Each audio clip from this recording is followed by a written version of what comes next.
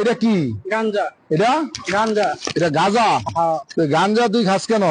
খাই আমার কাম কাজ করি না তো, আমার বউ কাটলা না তোর টোকা আমার মাঝে মাঝে কিছু টেদ আমি হেঁটে দিয়ে গাঁজা খাই।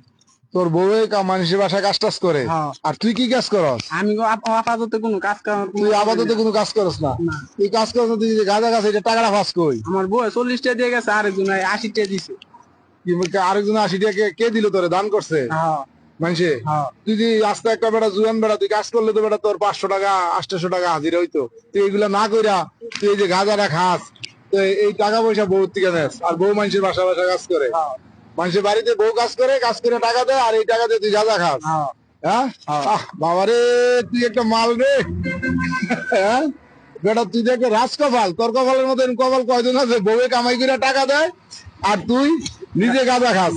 হ্যাঁ, তোর কপাল ভালো না? তোর তো কপাল নেই বেটা। তুই আমরা কামাই করে বউরে নিয়ে খাবাই, আর বউ তোরে কামাই করে দেয়, আর তুই এটা দিয়ে গাঁজা খাস। তুই কোনো কাজ করস না, এটা খাস না?